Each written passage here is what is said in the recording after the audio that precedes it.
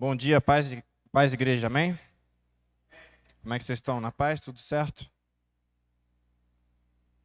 Bom, hoje eu estou aqui, em pé aqui, né? Na graça de Deus. Lá em casa tá passando uma virose braba, mas em nome de Jesus, já vamos estar todo mundo curado aí. Ontem tive que levar o pequenininho lá para o hospital, aí voltei, fui preparar a mensagem, acabei, era 3 da manhã, quando deitei na cama, aí ele chorou. Bom demais. E assim vamos, de graça em graça. É isso aí. Gente, estou muito feliz de estar aqui mais uma vez. Uma grande responsabilidade trazer a palavra de Deus, né? Esses dias eu achei muito interessante. O pastor postou lá, alguém postou no grupo, o pastor postou também no Instagram, né? Aquele vídeo do John Piper. Já viram esse vídeo? Dele falando do ChatGPT lá, do IA. Ele lê uma oração que ele pede para gerar lá no IA, né? E aí ele mostra como é fácil a gente manipular as coisas, né? Hoje até uma máquina consegue produzir uma oração. E ser chamado para pregar é uma grande responsabilidade, porque eu tenho a escolha de, né, simplesmente pegar, montar um esboço, algo, e tenho o grande desafio que é eu me submeter ao que Deus quer transmitir para a igreja, né? Esse é o grande desafio de todo pregador, porque a gente sobe sempre aqui com muito temor, muito tremor, que é uma responsabilidade, eu vou dar conta disso diante de Deus, né? Aquilo que eu estou falando aqui para vocês tem que ser um alimento para que vocês possam crescer, né? Então é com muita responsabilidade que eu subo aqui nessa manhã, muita alegria também, por Deus me permitir. E vamos para o nosso texto hoje. Então a gente comemorou o que na semana passada? A Páscoa. E o que a gente comemora depois da Páscoa? Vamos ver se vocês estão sabendo aí. Obrigado, Cláudio.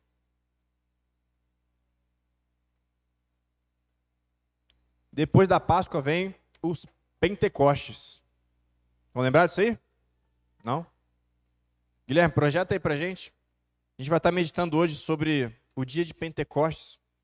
E antes de começar, eu queria mostrar uns vídeos rápidos para vocês, que eu tentei mostrar na semana passada, mas não deu certo. E vai mostrar um pouco da celebração pelos cristãos lá no Oriente, como que eles celebram a Páscoa. Tem como colocar aí, Guilherme, por favor? Então, para vocês verem um pouco, né? Às vezes a gente perdeu muito aqui na igreja cristã protestante, né, evangélica, o que a gente chama de ano litúrgico. Quem aqui já foi da igreja católica e sabe o que é o ano litúrgico? Ninguém? Vocês não eram católicos, então. Então, o ano litúrgico, eu vou mostrar aqui, é um ano que é um calendário que a igreja cristã montou, de forma que o cristão ele tenha bases para meditar e refletir sobre os principais acontecimentos da fé cristã. Então ele começa lá no Advento, que é a preparação para o Natal, depois vem o Natal, depois vem o tempo comum, que é um tempo, né, onde a gente para e reflete sobre os ensinamentos de Cristo. Depois a gente entra na Páscoa, depois da Páscoa a gente entra no Pentecostes, que é o que a gente está vivendo agora. O Pentecostes, ele era uma festa, começou lá no Antigo Testamento, que era 50 dias depois da festa da Páscoa. Estão lembrados então daquela festa dos pães asmos, né? O pessoal sai do Egito ali na correria, produz os pães asmos, que eram os pães sem fermento e tal, e eles comemoram a Páscoa, né? A passagem do anjo da morte, e eles sendo salvos ali pelo sangue do cordeiro na porta. E 50 dias depois da Páscoa, eles faziam a festa da colheita, que era o tempo ali onde coincidia com a colheita. Então eles vinham diante de Deus e se alegravam e adoravam a Deus. Era o dia de Pentecostes. Pentecostes do grego vem de 50, que é 50 dias após a Páscoa, tá? Então só para você entender, já vai projetar ali o Guilherme ali. Aí, ó. Então observem aí como é que os nossos irmãos lá no Oriente, eles comemoram a Páscoa e a ressurreição de Cristo. Isso aí é no... Perdi ali acho que esse primeiro é no Líbano.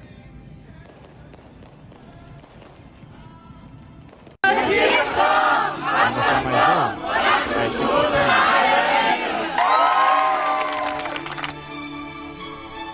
Esse aqui. Acercamos!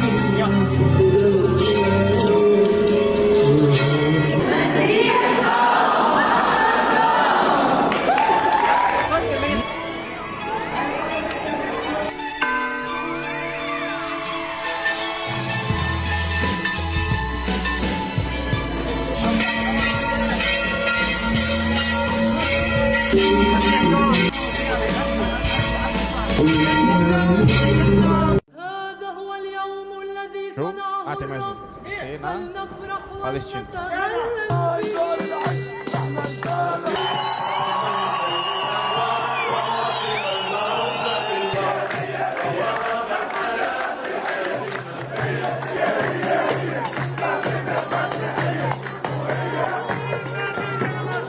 Uma igreja cristã lá na Palestina, lá, ó, comemorando Cristo ressurreto. Isso é interessante que dá pra gente uma visão mais clara, até para quando a gente lê a Bíblia, né? A gente tem ali o Domingo de Ramos, então quando Jesus ele chega lá em Jerusalém, era uma época de festa, né? E aí por isso que ele é recebido com aqueles ramos, aquelas festas, então, era um clima de festejo, né? E é importante a gente conhecer isso, entender isso, né? Essa liturgia, para a gente poder também aplicar isso na nossa vida. Então, por exemplo, lá em casa, né? A gente aproveita essa época da Páscoa para fazer atividade com as crianças, né? A Duda até recomendou lá no grupo, ela montou esse ano uma liturgia, né? Para a gente fazer com as crianças, de forma que a gente consiga inculcar na criança a importância da Páscoa. As crianças hoje, né? Elas não acham que a Páscoa é coelhinho da Páscoa porque o mundo lá fora fala. É porque nós, como pais, como igreja, não ensinamos nossos filhos. O mundo ele ensina mais do que a gente. Então, por isso que é importante, né, esse ano litúrgico. Passa aí mais um slide, por favor, Guilherme. Eu vou mostrar para vocês, para clarear. Então, olha só. A gente tem lá o Advento, né, que é o pré-natal. A gente tem o Natal, que é a Epifania de Cristo, que é a manifestação de Cristo. Depois a gente entra na Quaresma, que são aqueles 40 dias, onde, né, principalmente os católicos, eles, de forma intencional ali, eles se consagram, né, fazem jejuns e fazem um tempo de busca ali, né, visando a Páscoa. Depois a gente tem o tempo pascal, que é a quinta-feira da última ceia, sexta-feira né, da morte de Jesus, a ressurreição. E a gente está bem aqui, ó, que é o que a gente vai falar hoje, que é o Pentecostes. E depois do Pentecostes, depois de ter vivido tudo isso aqui, ó, essa consagração, refletido sobre a morte e ressurreição de Jesus, a vinda do Espírito Santo, entra o tempo comum. E o que é o tempo comum? O tempo comum nada mais é do que agora, depois de passar por esse tempo de reflexão, de meditação, de aprender com Cristo, agora eu vou para fora e vou, capacitado pelo Espírito Santo, fazer o quê? Vou pregar. Com a minha vida, com as minhas palavras, com as minhas mãos, com os dons que Deus me capacitou por meio do Espírito Santo. Então, esse aí é o nosso ano litúrgico, tá? Algumas igrejas cristãs protestantes mais tradicionais, elas ainda mantêm isso daqui, né? Principalmente a luterana, tem a igreja episcopal. Já viram a igreja episcopal? E se vocês perceberem as cores, né? Quem era católico vai lembrar disso aí. Os sacerdotes eles vão usar, para cada período desse, uma cor diferente, né? Das túnicas, das roupas ali, para ministrarem ali o serviço religioso. Beleza?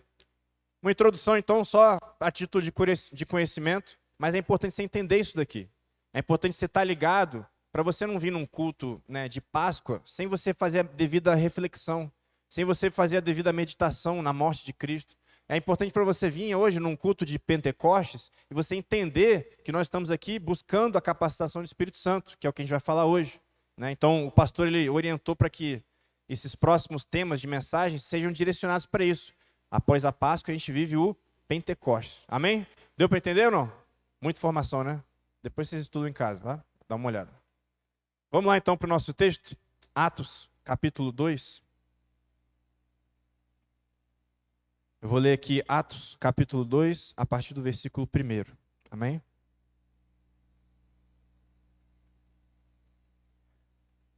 Eu vou ler na NA, Nova Almeida Atualizada. Ao cumprir-se o dia de Pentecostes, estavam todos reunidos no mesmo lugar. De repente, veio do céu um som, como de um vento impetuoso, e encheu toda a casa onde estavam sentados. E apareceram distribuídas entre eles línguas como de fogo, as quais pousaram sobre cada um deles. Todos ficaram cheios do Espírito Santo e começaram a falar em outras línguas, segundo o Espírito lhes concedia que falassem. Estavam morando em Jerusalém judeus, homens piedosos, vindos de todas as nações debaixo do céu. Assim, quando se fez ouvir aquela voz, afluiu a multidão, que foi tomada de perplexidade, porque cada um os ouvia falar no seu próprio idioma, na sua própria língua. Estavam atônitos e se admiravam, dizendo: Vejam, não são galileus todos esses que aí estão falando? Então, como os ouvimos falar, cada um em nossa própria língua materna? Somos partos, medos, elamitas e os naturais da Mesopotâmia, Judéia, Capadócia, Ponto e Ásia, da Frígia, da Panfilha, do Egito e das regiões da Líbia, nas imediações de Cirene, e romanos que aqui residem, tanto judeus como prosélitos, cretenses e árabes. Como os ouvimos falar sobre as grandezas de Deus em nossas próprias línguas? Todos, atônitos e perplexos, perguntavam uns aos outros: o que será que isso quer dizer? Outros, porém, zombando, diziam: estão bêbados. Então Pedro se levantou, junto com os 11, e erguendo a voz, dirigiu-se à multidão nestes termos: Homens da Judéia, e todos vocês que moram em Jerusalém, tomem conhecimento disto e prestem atenção no que vou dizer. Estes homens não estão bêbados, como vocês estão pensando, porque são apenas 9 horas da manhã. Mas o que está acontecendo é o que foi dito por meio do profeta Joel. E acontecerá nos últimos dias, diz Deus, que derramarei o meu espírito sobre toda a humanidade. Os filhos e as filhas de vocês profetizarão, seus jovens terão visões, e os seus velhos sonharão. Até sobre os meus servos e sobre as minhas servas derramarei o meu espírito naqueles dias, e profetizarão. Mostrarei prodígios em cima no céu e sinais embaixo na terra, sangue, fogo e nuvens de fumaça. O sol se transformará em trevas e a lua em sangue, antes que venha o grande e glorioso dia do Senhor. E acontecerá que todo aquele que invocar o nome do Senhor será salvo. Amém? Pai, em nome de Jesus, nessa manhã nós pedimos ao Teu Espírito Santo que ilumine o nosso entendimento, que fixe a nossa atenção na Tua palavra, que o Senhor abra, Pai, cada coração aqui para receber a Tua palavra, a semente da Tua palavra, Senhor. Que nós possamos, ó Pai, neste dia aprender mais sobre o Teu Santo Espírito, ó Pai, e vivemos como filhos de Deus, guiados por Ti, guiados pelo Teu Espírito, ó Pai, que habita em cada um de nós, em nome de Jesus. Amém? Amém? Dia de Pentecostes. Então, esse é um texto muito polêmico, né? Tem muita discussão no meio acadêmico, teológico sobre esse tema. Mas é importante a gente entender, porque esse é um marco muito importante para a igreja. Então, aqui no texto que a gente lê, a gente está vendo diversas coisas acontecendo, diversas profecias se cumprindo. A gente tem a profecia lá de Joel 2, né, que Pedro cita, que o Espírito de Deus teria derramado sobre toda a carne. Então, aquele dia, aquele evento específico, ele estava cumprindo aquela profecia. A gente tem a profecia de João, quando ele recebe Jesus lá para ser batizado, ele fala: ó, eu batizo com água, mas vai vir um que vai batizar vocês com fogo. A gente tem também o próprio Cristo, quando ele promete que ele ia partir, ele diz: ó, vou deixar para vocês o Consolador, vou deixar para vocês o Espírito da Consolação, o Espírito Santo. E depois lá em Atos 1:8 ele fala: olha, fiquem em Jerusalém. Por quê? Porque vai vir aí o Espírito Santo de Deus, vai capacitar vocês para serem minhas testemunhas. Então, o dia do Pentecostes que a gente acabou de ler, ele está consolidando todas essas profecias que a gente vê por toda a Bíblia. E naquele dia específico, o Espírito Santo ele é derramado de uma forma sobrenatural. Ele é manifestado de uma forma que qualquer um ali tinha capacidade de chegar ao entendimento de que o Espírito de Deus estava presente ali. A Bíblia diz que apareciam, né, línguas de fogo sobre a cabeça deles, né? Coloquei aqui para ilustrar. Às vezes você está pensando que língua, né, é a língua da boca, mas não. A língua é, tá vendo ali aquela vela ali, né? Então a chama ali da vela, né, na ponta dela, aquilo ali é a língua, né, da vela. Então é essa representação que vem na nossa cabeça, né? Quando eu era criança eu imaginava que era língua mesmo. Não sei se vocês já pensaram isso aí também. Mas existe uma manifestação sobrenatural do Espírito Santo. Cada um começa a entender que as pessoas ali estavam falando das grandezas de Deus no seu próprio idioma. Então aqui a manifestação, né, do dom de línguas no sentido da pessoa estar falando, né, outros idiomas. Não é o dom de línguas que a gente vê lá em 1 Coríntios 12. A gente vai falar um pouco sobre isso também depois. Então, tudo converge para que o evangelho seja proclamado e seja cumprido a promessa de que o evangelho teria que ser espalhado a partir, primeiramente, de Jerusalém, depois de Judeia, Samaria, até os confins da terra. E ali começa tudo aquilo. Ali começa a igreja começa sendo capacitada pelo Espírito Santo para cumprir esse propósito. Então esse é um texto muito importante para a gente. E era uma data marcante. Perceba que Deus, na sua soberania, Ele arquitetou tudo para que aquilo acontecesse daquela forma. Como eu falei, era dia de Pentecostes. Então, como era dia da colheita, era uma época em que várias pessoas se reuniam de todas as nações em Jerusalém. E Deus, na sua arquitetura perfeita, no seu plano perfeito, Ele falou, esse vai ser o dia que eu vou derramar o meu Espírito sobre a minha igreja. Amém? Então, para vocês entenderem isso. Então, a gente entra no primeiro ponto. Vamos passar aí, por favor, Guilherme? Depois do ano litúrgico ali. A gente entra no primeiro ponto, né? Assunto polêmico. Que é o batismo no Espírito Santo. O que é esse tal desse batismo no Espírito Santo, né? O João, ele fala lá, ó, eu batizo vocês com água, mas vai vir um que vai batizar vocês com fogo, com o Espírito dele. E é interessante porque esse evento, né, do dia de Pentecostes, ele se repete em algumas outras passagens, você vai ver lá em Atos 8, em Atos 10, em Atos 19, da mesma forma, só que, porém com manifestações diferentes do Espírito, né?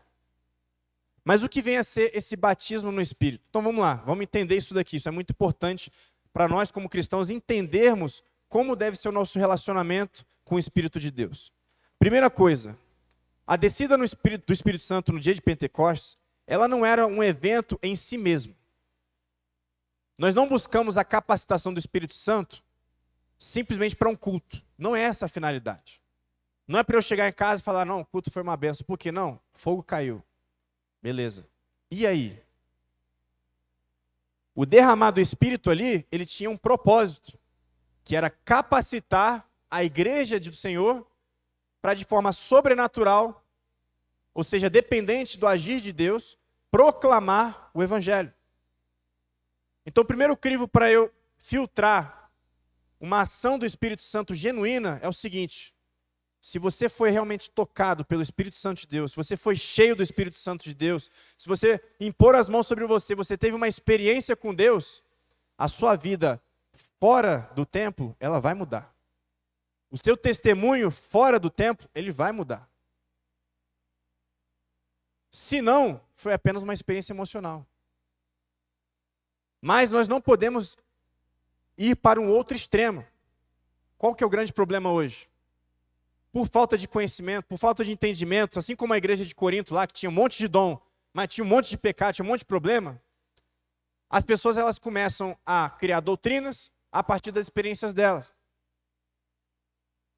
Então, tem um derramado do Espírito Santo genuíno, Deus vai lá, gera um avivamento, né? E aí a história vai estar repleta de avivamentos. Tem lá o avivamento da Rua Azusa, você tem, né, os reformadores, né? Muitas vezes a gente acha que o reformador era aquele cara, né, terno, gravata, tranquilo, né, de boa. Quando você começa a ler a biografia desse pessoal, né, por exemplo, como é que é o nome daquele, nas mãos do Deus irado, como é que é o nome? Esqueci. Jonathan Edwards, né?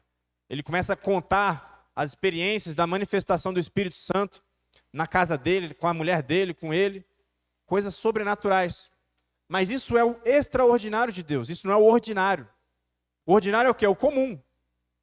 Quando eu quero tornar o extraordinário ordinário, o que acontece? Aí entram os excessos. Aí a pessoa ela começa a achar que ela tem capacidade de manipular o Espírito Santo, de produzir avivamento, quando isso é uma ação soberana de Deus. É uma ação soberana de Deus, porém em sintonia com o homem, comigo, com você. Quer ver um exemplo? Quando Jesus ele chega em Nazaré, eu até postei esse versículo ontem. A Bíblia diz que o pessoal da terra dele, por conhecer ele, por saber a origem dele, desprezava ele como profeta. Sabe o que aconteceu por conta disso? A Bíblia diz que Jesus não realizou ali muitos milagres por causa da incredulidade deles.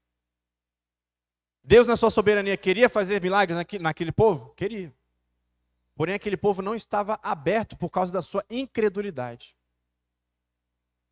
Então percebam a soberania de Deus, não sou eu que produzo, mas ao mesmo tempo a Bíblia mostra que Deus ele se opõe aos orgulhosos.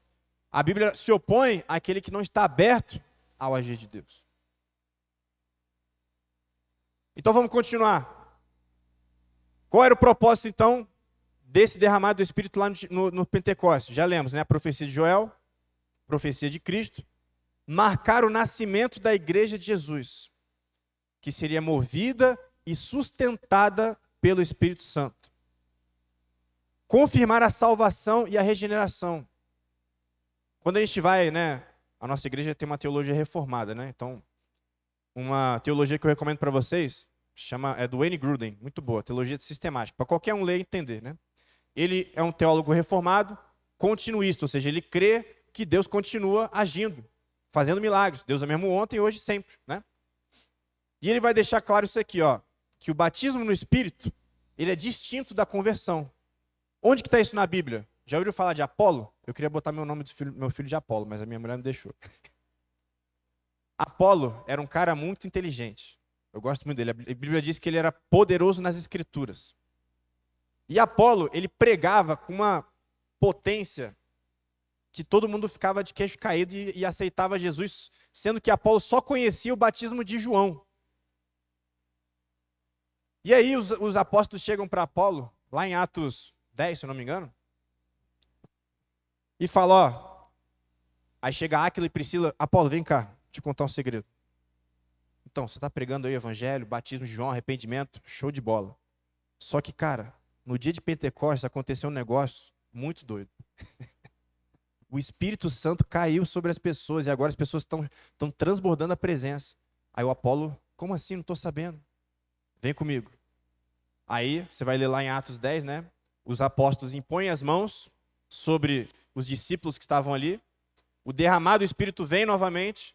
As pessoas elas falam em línguas estranhas, aqui, aí já é um outro contexto, né? A manifestação. E elas começam a profetizar, né? Então são eventos distintos. Aquelas pessoas elas já conheciam a palavra do evangelho, do arrependimento, mas elas agora estavam sendo capacitadas pelo Espírito Santo de Deus para serem essas testemunhas que iriam levar o evangelho para toda criatura. Então uma coisa é eu ser salvo, ser regenerado, ser convencido do meu pecado. Outra coisa é eu amadurecer para agora entender, opa, eu tenho um propósito. Eu sou igreja, eu sou braço, eu sou perna, eu tenho uma função nesse corpo. Só que eu não consigo fazer nada na minha força, no meu braço. Eu preciso de um revestimento de quem? Do Espírito Santo. Se você não entender isso, irmão, você vai ser um cantor, mas você não vai ser uma pessoa que conduz a igreja de adoração. Se você não entender isso, você vai ser, né, um expositor da palavra ali. Mas a palavra ela não vai ter ação do Espírito. Pode até ter, porque Deus é soberano.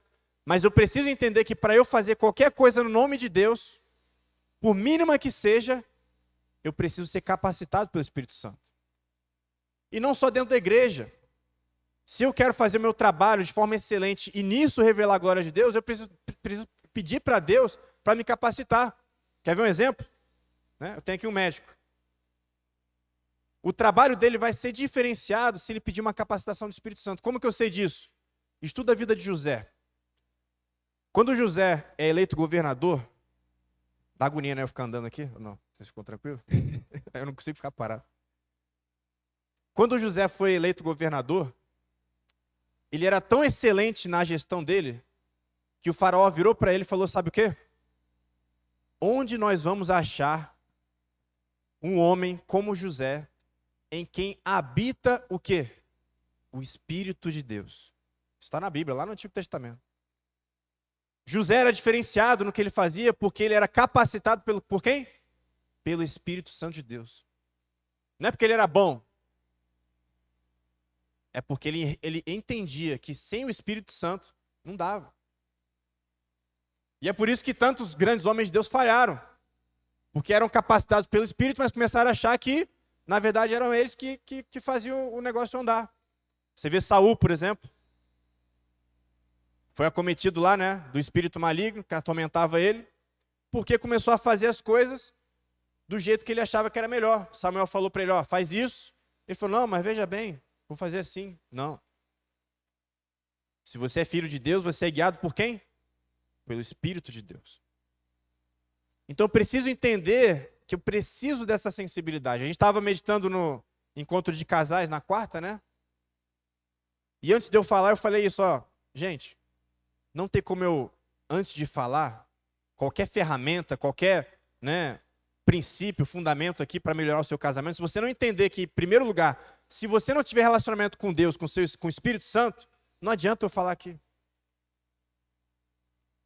Você pode tentar convencer o seu esposo, você pode tentar convencer a sua mulher, mas não é melhor o Espírito Santo que habita nele falar para ele que ele está errando, que ele está pecando?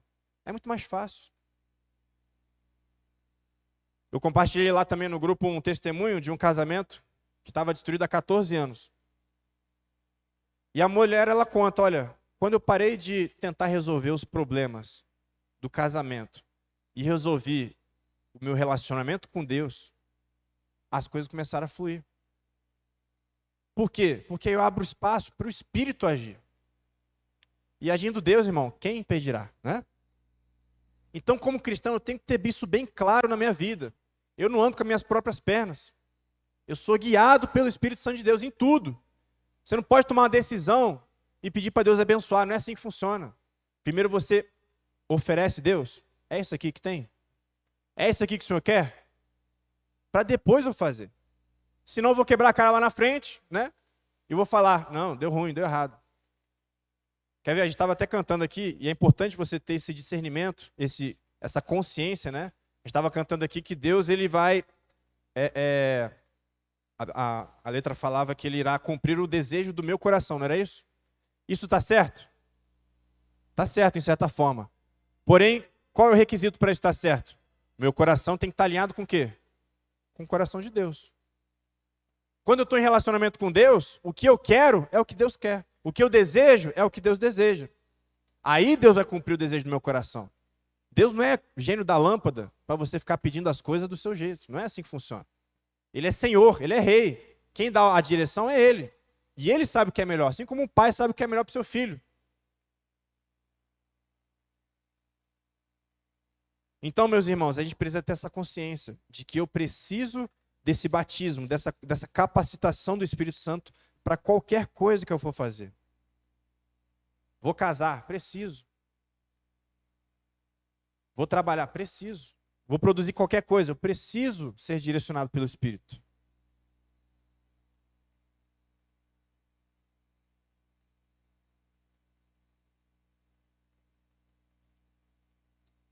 Então vamos lá. Qual é o grande erro, então, que nós temos cometido, e eu falo da igreja como geral, né? É quando a gente busca esse batismo, essa capacitação do Espírito Santo, simplesmente por fachada, por vaidade. Isso aí abre espaço para coisas que são produzidas na carne.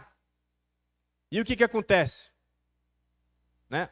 O Instagram está cheio disso, né? Já deve ter percebido lá, né? É um menininho de 10 anos que prega. Enfim, não vou falar muito aqui, senão vai começar a ficar antiético. Mas por que essas coisas elas começam a aparecer? Porque as pessoas elas não têm consciência, não entenderam que quem capacita é o Espírito, não é o homem que produz nada. Quer ver um exemplo? Qual é o dom menos nobre que Paulo fala lá em 1 Coríntios 12? Quem sabe? Alguém sabe, não? Paulo ele coloca uma hierarquia nos dons, os dons espirituais. Dons de cura, profecia, né, amor. Ele fala que o menor dom, sabe qual que é? Falar em línguas. Esse falar em línguas, aí é outro assunto polêmico, né? É o falar em línguas estranhas. Porque a Bíblia ela diz o seguinte, olha, quem ora no Espírito, fala no Espírito, né? Coisas que não são capazes de eu entender. Ou seja, pelo entendimento, eu não consigo entender a pessoa que está falando em línguas. E é por isso que eu preciso do dom de interpretação de línguas. Se fosse o língua e idiomas que a gente leu lá em Pentecostes, Paulo não falava que eu precisava buscar o dom de interpretação. Ele falava simplesmente para me matricular no CCAA, no Wizard, né? Enfim. Mas ele não, ele está falando que eu preciso de uma ação sobrenatural para entender a pessoa que está falando em línguas. Mas ele vai falar que o dom de línguas ele é o menor, sabe por quê? Porque é o único dom que é para capacitação individual. O único dom que eu uso para edificação própria é o dom de línguas. Só que quando eu vou para a realidade da igreja evangélica, qual é o dom que é mais falado, mais buscado entre os cristãos? É o dom de línguas. É errado? Não é. Só que Paulo fala assim, ó, eu quero que vocês falem línguas, eu falo em línguas, é muito bom, é top para edificação. Eu mesmo ontem estava voltando lá do hospital, meu filho, estava tenso, assim, ó, muito tenso. Aí eu botei um louvor no carro e vim falando com Deus. Edificação mútua. Aí Deus vem e traz um renovo, Deus fala com você, você sente um consolo. Só que aí Paulo fala o seguinte, ó, mas muito mais do que esse dom aí, eu quero que vocês busquem o dom de profecia, porque a profecia ele é útil. Ele fala, eu quero que vocês busquem o dom do amor, porque ele é útil. Mas ninguém quer servir, ninguém quer amar. Então a gente começa a cair numa espiritualidade vazia, onde eu busco essa capacitação do Espírito Santo só para dizer que eu falo em língua. Aí vira aquela guerra, né? Não, eu falo em língua, você não fala, você não é espiritual. Não. O amar, o servir, ele também é espiritual, ele também é sobrenatural. E Deus também pode agir nisso. Eu nunca vou esquecer uma experiência que eu tive quando eu estava na Assembleia de Deus, que eu estava lá na igreja, antes do culto, e eu peguei um copo d'água e servi a senhorinha do círculo de oração. Vocês sabem o que é círculo de oração, não?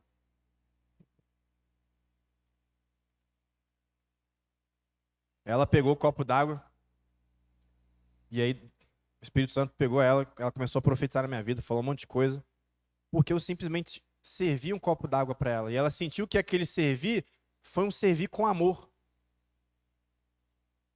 Então tudo na vida do cristão é espiritual, não existe, não, eu sou espiritual na igreja, no domingo, segunda-feira eu trabalho, terça-feira eu faço isso, não. Tudo que eu faço, eu estou consciente que eu estou sendo direcionado pelo Espírito Santo. Amém? Acorda aí, irmão. Dorme não.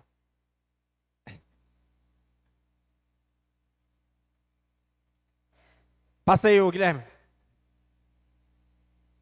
Então é importante a gente ter isso em mente. Existe o ordinário, comum, que eu não posso ignorar como algo espiritual também. O que é ordinário? É o dia a dia. Se eu não entender, como eu falei no início aqui, que eu ensinar o evangelho para os meus filhos dentro de casa é algo também espiritual, se eu achar que é só rodar no manto, falar em línguas, não é só isso. O ordinário também é espiritual. Mas eu não posso perder de vista que Deus ele também opera no extraordinário, no sobrenatural. Todas essas coisas são espirituais, mas tem o extraordinário. E o que é importante eu ter em mente? Que eu não posso perder de vista que Deus ele continua curando, salvando, libertando, realizando milagres. Porque se eu começar a ser incrédulo com relação a isso, aí eu não vou ver mesmo. Eu não vou viver. Eu não vou ser uma testemunha que produz aquilo que a palavra diz que eu posso produzir. Eu não vou impor as mãos. Eu não vou orar pelo meu irmão, pela minha irmã. Por quê? Porque eu vou começar a achar que tudo eu resolvo só com... Ah, não. Vai no psicólogo, ele vai resolver a tua vida. Não, faz isso, vai resolver a sua vida. Essas coisas são importantes? Muito importantes. É o ordinário, preciso tratar. Estou doente, ontem eu fui no hospital. Mas eu também vou impor a mão na cabeça do meu filho e vou orar por ele. Então eu não posso perder de vista o extraordinário de Deus. E como que eu vou entender quando Deus quer agir? Quando Deus quer se revelar de forma sobrenatural? Como que eu faço isso? Vamos passar. Passa aí, por favor, Guilherme. É quando eu entender que os dons, a operação milagrosa de Deus, o agir de Deus, ele está intimamente relacionado com isso aí, ó. Minha vida de devoção e a minha vida de intimidade com Deus. Onde que eu vejo isso? Irmão, Jesus, tudo que ele fazia era a partir da vida de oração dele. Tudo. Se você observar os textos do Evangelho, você vai ver Jesus tinha como hábito se retirar para o Monte das Oliveiras para orar. Então Jesus tinha o hábito de, acabou o dia, finalizou, dormia e tal, né? É até interessante a gente pontuar isso aqui. A gente tem muito irmão, né? Principalmente no meio mais pentecostal, que vai falar sobre orar no monte, orar de madrugada. Isso, os princípios por trás disso são sadios, mas não é a coisa em si, né? Por que Jesus orava de madrugada, você sabe? É igual o Reginho falou aqui, naquela época não tinha eletricidade, então o povo dormia cedo e acordava cedo também. Quando o pessoal acordava, ainda estava escuro. Então eles oravam de madrugada porque era a rotina deles, fazia parte. Entendeu? Isso é importante saber para você também não começar aí a orar de madrugada achando que isso aí é o que vai... Não. Deus vai ver a intenção no seu coração, o princípio por trás disso é sadio, mas não ache que é a coisa em si que vai produzir alguma coisa, não é. É o simples fato de eu entender que eu preciso estar num local de intimidade com Deus, separado, fora dos ruídos, fora da correria do trabalho, do dia a dia, onde eu paro, às vezes dentro do seu carro ali, ó, Deus, só o pó da rabiola. Põe o louvor, levanta a mão, e aí o Espírito Santo ele vem, ó, te visita ali naquele momento. Porque você separou aquele momento para ouvir Deus, para ouvir o Espírito Santo. Então Jesus ele tinha esse hábito. Ó, Mateus 14, 23. Depois de despedir da multidão, subiu ao monte para orar à parte. Marcos 1, 35. Levantando-se de madrugada, sendo ainda muito escuro, saiu e foi para um lugar deserto e ele orava. E aconteceu naqueles dias que saiu para o monte a fim de orar e passou a noite orando a Deus. Então Jesus, tudo o que ele fazia era a partir da vida de oração dele. Então nada que ele produzia no dia dele, ele já não tinha sido revelado na oração dele. Quer ver uma coisa? Se você tem intimidade com Deus, quando Deus usar alguém para falar com você, seja uma profecia, seja uma oração, você nunca vai ser pego de surpresa. Pelo menos comigo não é assim, né? Porque se você tem intimidade com Deus, Deus já está gerando aquilo no seu coração. E Ele vai usar alguém para confirmar aquilo e fortalecer sua fé. Não é assim que funciona? Quer ver um exemplo? Quando eu comecei a me apaixonar pela Duda, né? Eu já sabia que eu ia casar com ela, sabia? Deus usou uma pessoa, né? Se você vai acreditar ou não, não tem problema, tá? Mas eu casei, deu certo, né? Que falou assim, ó, ele orou por mim, era um amigo meu. E ele falou assim, ó, eu vi você dançando num baile de gala, com uma roupa de gala, e você estava dançando com uma mulher. E eu era cadete ainda na academia militar, né? E todo ano na academia militar tem um baile, né? E eu cheguei no meu último ano da academia, que era o baile final, estava me formando oficial, e eu não tinha namorado, não tinha acompanhante. E eu achei que a profecia ia dar ruim, né? Nesse dia, o meu pai, ele fez uma oração. Ele falou assim, Deus, se o Senhor já separou a esposa do meu filho, eu gostaria de conhecê-la hoje no baile. Crente. E eu tinha guardado essa profecia. Aí eu estava lá, me preparando para o baile, estava triste, deprimido,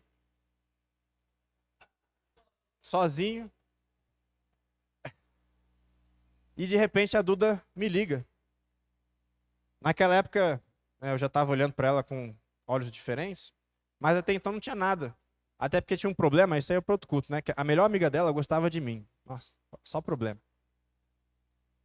Aí, a Duda tinha uma amiga, que é a nossa madrinha de casamento, que ela iria embora. Ela ia se casar com um amigo meu e ir embora. E ela queria muito ir no baile, para despedir dela.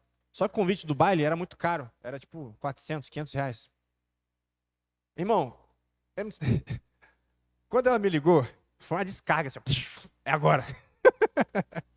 Rapidamente eu entendi, ó, pum. Eu peguei, corri atrás.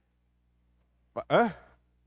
Deixa eu comprar. Eu não tinha dinheiro na época. Aí eu pedi ajuda dos meus amigos, consegui um convite. Ela foi pro baile. Mas ela não foi pro baile para me acompanhar. Ela foi por causa da amiga dela, né? E aí, ela chegou lá e eu tava lá, igual um bobo da corte para receber ela. E a gente passou a noite toda junto no baile. Se divertiu, dançou e tal. A gente tem até uma foto, igual a profecia fala, que tinha um momento de dança de valsa, né? E a gente tem uma foto dançando assim. E ela conheceu meu pai no dia do baile. Interessante, né? E meu pai só foi contar isso depois, quando a gente foi namorar. Nem sabia disso, dessa oração dele. Mas o que eu quero dizer com isso? Quando você está ligado, quando você tem intimidade com Deus, nada é novo. Chega uma profecia, chega uma oração, uma palavra, você já está ligado, porque você tem intimidade com Deus, você está sendo guiado pelo Espírito de Deus. Nada é um susto. Ah, meu Deus, não. Se der ruim, der errado, você tá, tranquilo, porque você sabe que você está no caminho certo. E ser guiado pelo Espírito Santo não significa que você vai ter uma vida boa, não. Muito pelo contrário. Os homens que mais eram usados pelo Espírito Santo só morreu de causa nobre, né? Decapitado, de cabeça para baixo, jogaram no caldeirão, o que mais? Espancado, Estevão lá, né? Mas vamos avançar, está acabando o nosso tempo. Então eu preciso entender, irmão, que essa vida no Espírito, né? Ela é muito mais ser do que fazer. Quando eu começo a achar que eu que faço, que eu que isso, que eu que aquilo, aí acontece igual a bizarrice que eu vi lá no Rio. Fui lá no Rio mês passado fazer um curso. Aí estava passando lá no Valqueire, na avenida lá em Tenente Magalhães. Aí eu olhei uma fachada da igreja assim, ó. Conhece aquele profeta do Pix? Eu esqueci o nome dele agora, não vou falar também. Irmão, tinha a imagem do rosto dele assim, ó, gigante, maior disso aqui, ó. Eu olhei aquilo ali, eu falei, meu irmão, tipo assim, será que a pessoa que entra ali, ela não entendeu isso? Porque a pessoa começa a achar que é ela que faz.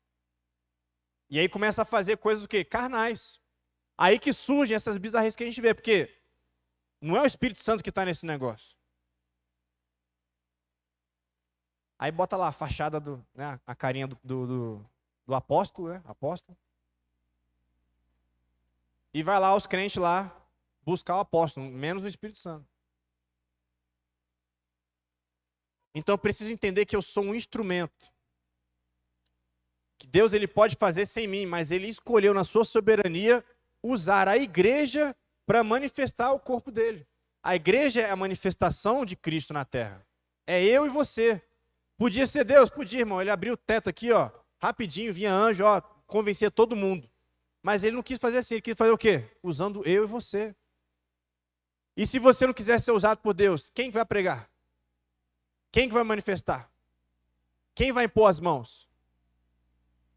Então, por isso que eu preciso entender, eu e você precisamos entender que a gente precisa dessa capacitação.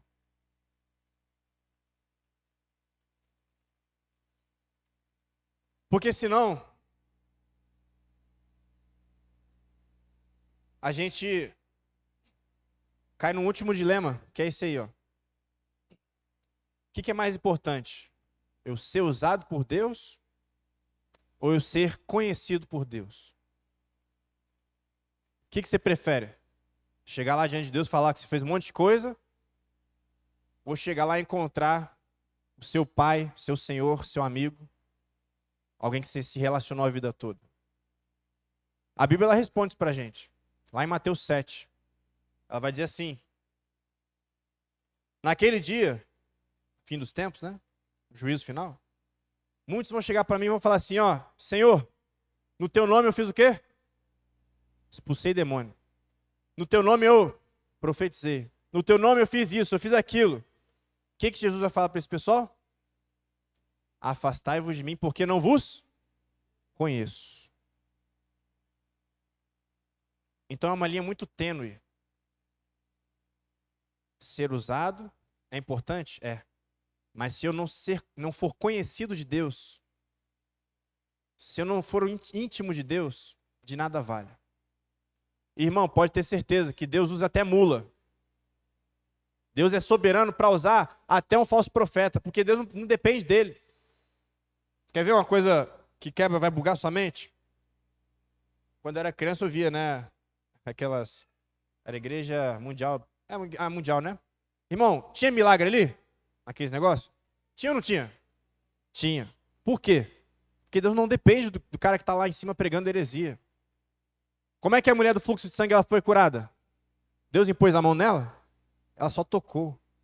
Deus ele consegue enxergar a intenção do coração da pessoa que na sua imaturidade da fé está ali, que não entende, que é imatura e tal, mas ela está com o coração sincero, ela está sedenta, ela quer um milagre, ela quer buscar Deus. Deus age, irmão. Mas não acha que Deus está provando, muitas vezes, essa galera da fachada aí. Não está, não.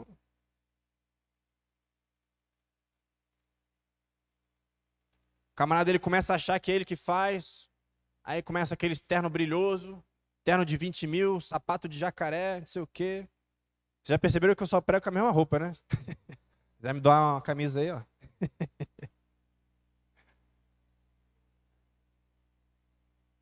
Então é muito mais importante eu conhecer a Deus do que eu ser usado por Deus. Eu não quero me vangloriar do que Deus fez por meio de mim. Eu quero me vangloriar, não me vangloriar, né? Mas eu quero ser reconhecido como alguém que é amigo de Deus.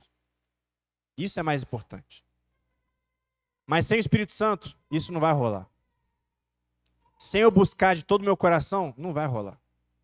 Sem consagração, sem jejum e oração, não vai rolar. Pode ser salvo, irmão. Mas ser testemunha é diferente. A gente pode ter aqui, ó, todo mundo salvo. Mas para ser testemunha lá fora, aí eu preciso de uma capacitação do Espírito Santo. Amém? Vamos ficar de pé? Eu pedi um louvor aqui para a gente cantar, antes da gente orar. Irmão, eu tentei fazer essa mensagem o mais leve possível, sem entender. Para você sair daqui incomodado. Que você precisa do Espírito Santo. Para tudo na vida. E às vezes a gente entra numa vida ali de rotina. Eu mesmo, né? Começa a ser atropelado pelo dia a dia, irmão. E você não consegue parar para ter intimidade com o Espírito Santo.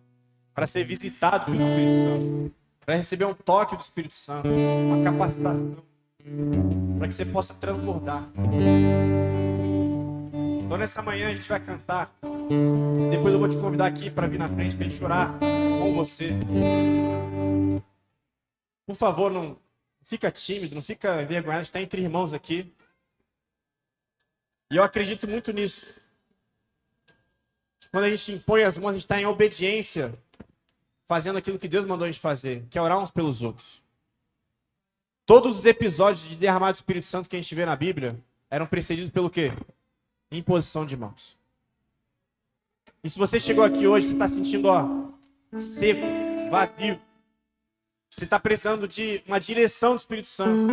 Você está precisando de mais sensibilidade para ouvir a voz de Deus. Dos projetos que você tem, dos planos que você tem. Vamos cantar esse louvor, vamos entender o que a gente está falando aqui. Depois eu vou te convidar para vir na frente aqui para a gente orar. Amém?